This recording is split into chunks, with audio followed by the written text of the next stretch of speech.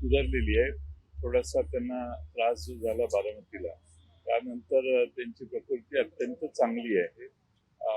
आणि मला खात्री आहे पुढच्या 4-6 दिवसात ते प्रवास करायला सुरुवात करतील.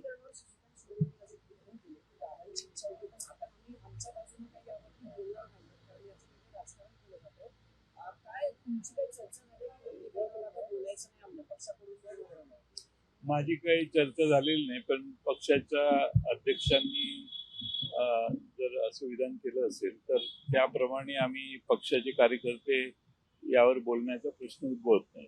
शशिकांत शिंदेंनी जे काही मासिकामध्ये लिहिलं, जे लेख जो लिहिला आपल्या पक्षाच्या याच्यामध्ये, तर त्यामध्ये त्यांनी काही तपशील दिलेले होते की कशी ती चर्चा जी होती अजितदादा असताना पुढे गेलेली होती.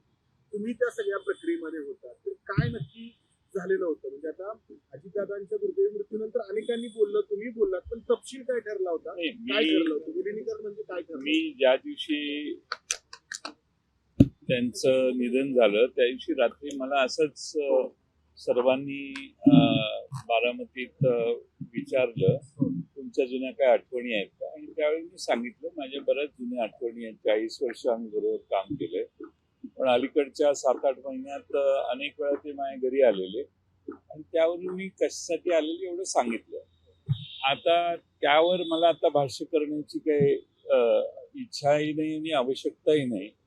आम्ही अजितदादांशी भरपूर चर्चा केलेल्या, पण त्याच्यावर जे प्रसारमाध्यमात वेगवेगळे नेते बोलतायत हे मला वाटतं की त्यांच्याबद्दल आदराची भावना ठेवून आम्ही न बोललेलेच बरं असं आमचं मत झालेलं. प्रसारमाध्यमामध्ये अनेक बोलतात, म्हणजे सुनील तटकरेंनी खास करून शशिकांत शिंदे जे आपले प्रदेशाध्यक्ष आहेत, तर त्यांचं जे काही म्हणणं आहे ते खोडून काढलं की अशी काही विलिनीकरणाची चर्चा झालेलीच नव्हती, असं सुनील तटकरे म्हणाले.